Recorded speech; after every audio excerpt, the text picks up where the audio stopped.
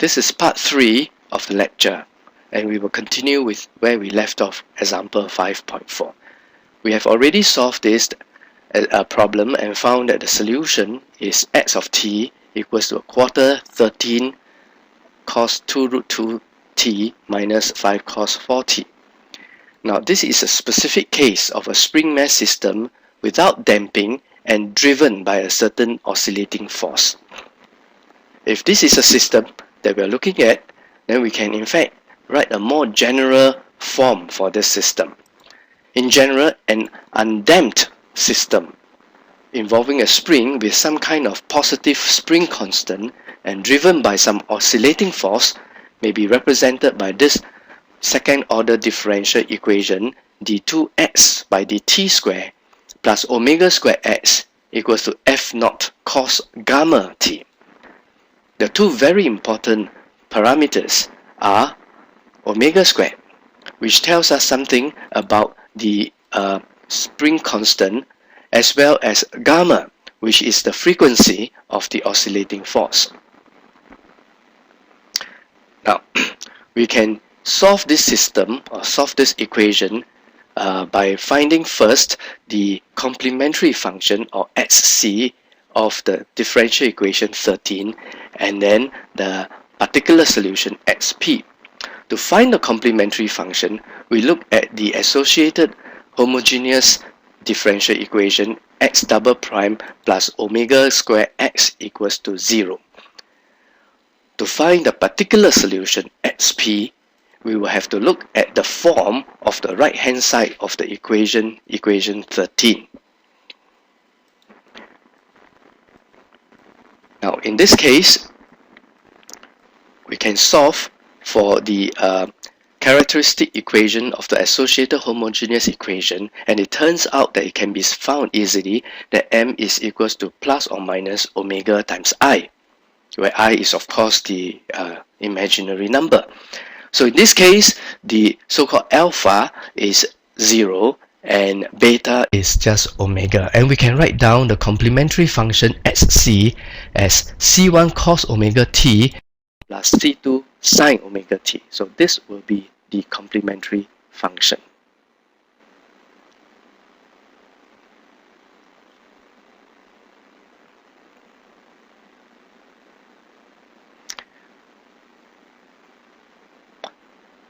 In fact, the complementary function turns out to be an expression involving a cosine and a sine.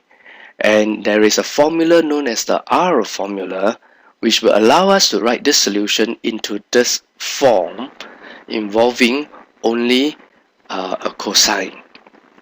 In other words, we can write xc as R multiplied by cosine of omega t minus phi, where R is some positive number and phi is some another positive number.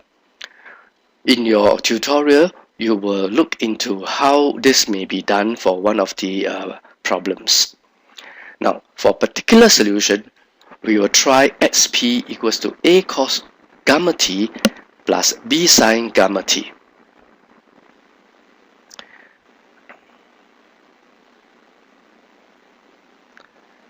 However, whether we can use this as a form for the particular solution or not depends on whether gamma is equal or not equals to omega. Now we have seen earlier that if gamma is equals to omega, then this will not work because then the cos omega t and the sine omega t will appear as expressions also that are present in the complementary function. So we will treat the two cases separately. Maybe we will first consider the case when omega is not equals to gamma. If omega is not equals to gamma, we can plug in the first derivative or second derivative of xp into the equation and then equate or compare coefficients of like terms, and we will obtain xp as f naught over omega squared minus gamma squared cos gamma t. Now you can see that in this case, the coefficient of this cosine term has omega square minus gamma square as the denominator. So this explains also why omega cannot be equal to gamma in this particular case.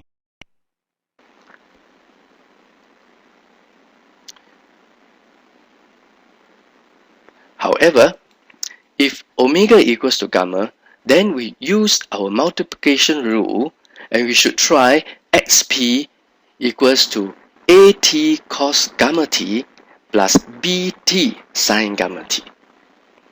And in this case, the solution that we obtain for xp would be f0 over 2 omega multiplied by t sine of gamma t.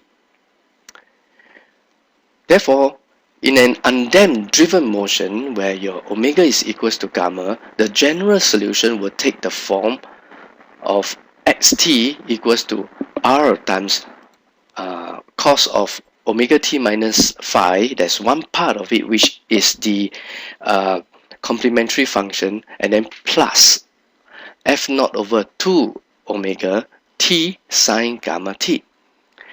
Now note that these two parts, one of them is the xc and the other one is the sp, the particular solution. So this part is xc and this part is xp.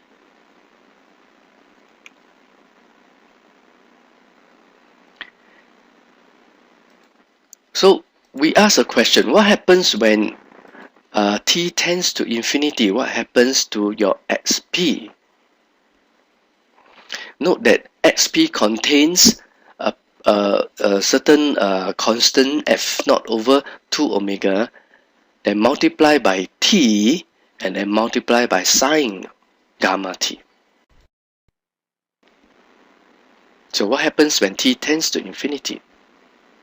Now from this solution, it is clear that as t tends to infinity, the amplitude of the displacement of x increases indefinitely because there is one portion where you have a t, and as t increases, that component, the second part, that means the xp, will increase indefinitely. This phenomenon is known as resonance. When the driving force is being applied at a frequency that is equal or very close to the natural frequency of the system. In this case, the natural frequency of the system is simply the spring constant there, right? Then then the frequency will the amplitude will increase indefinitely. So that results in resonance. So sometimes people do claim that resonance is linked to certain disasters such as collapse of bridges and so on. We can use a Java applet such as this one here to study and examine the spring mass system under a driven force a little bit better. Now in this demo, using this Java applet, we are going to fix m at 1. Now the equation is at the bottom right hand corner. There is m x double prime plus b x prime plus kx equals to f cos wt. So using our symbols that we've used before, actually here the k refers to omega square and w is our gamma. Now we will choose various values of w and k in this set of demonstrations, and for the time being we will set m is always set at 0, and if we want to study a system without any damping, we will set b to 0. So in this case, we set first. On the left hand side, you can see the actual physical movement of the spring mass system. Let's try with the first set. We will put k equals to 1 and w equals to 0.5 and set the system going. Now, as you can see, a graph is plotted. This graph shows the position of the mass as the force is being applied. Now, in the second case, we are going to change the w, say 1.5, 1.5 and keeping at 1.0. Now remember k is actually our omega squared. Start the system again and you see similarly we have some kind of a pattern that repeats itself. So in a sense the solution is still a periodic solution. Now let's change W to something maybe like 1.2 and start again. And now we see that there's a clearer differentiation of the pattern. Here we have one set here which we call a beat, B-E-A-T, a beat. That's another beat and that's another beat. So in a sense, one set of parameters, we can see that the system goes into some kind of periodic motion, but it's in terms of a beat, and a beat, and so on. Now, what happens when W is exactly equals to 1, which is K squared, right? K, which is our omega squared. And in this case, F at 2, and you see that the system goes into resonance, and there's a very large amplitude as time goes on. Now, maybe you might think that that's because the driving force F is very large. The magnitude of the driving force F is very large. So let us just let F be a little bit smaller. So let F be, let's say, 0.5. And then we see what happens to the system. So you can see on the left-hand side that the driving force, the magnitude is not very large. But in the end, the magnitude undergoes very large oscillations. And this is the phenomenon we call resonance. This is all because there is no damping at all. Now let us just add a little bit of damping. Damping here is controlled by the parameter B. So at the moment B is equal to 0, so there is no damping. Let us just now use this applet and add a little bit of damping. Let's say that B be, say, 0.5 and see what happens to the system. Let's add a little bit of damping. See now the system is very much being controlled. It doesn't go into resonance. That also allows us to separate the output or the response function into transient portions. So as you can see, the different portions of the solution can be worked out and you can see all the graphs. I'll encourage you to try out this applet, and it can be found on the internet. And you might want to take down this URL. And it's a free Java applet that you can find on this website on interactive differential equations. So you are strongly encouraged to try out the various different parameters and play with it. In summary, this lecture we have talked about driven motion and driven motion without damping. In both cases, solve the differential equation in the usual way, and for the case with damping, we can separate the solution into the transient terms, and for the driven motion, solve it in the usual way, and we also discussed the idea of resonance, and we need to know the conditions of resonance.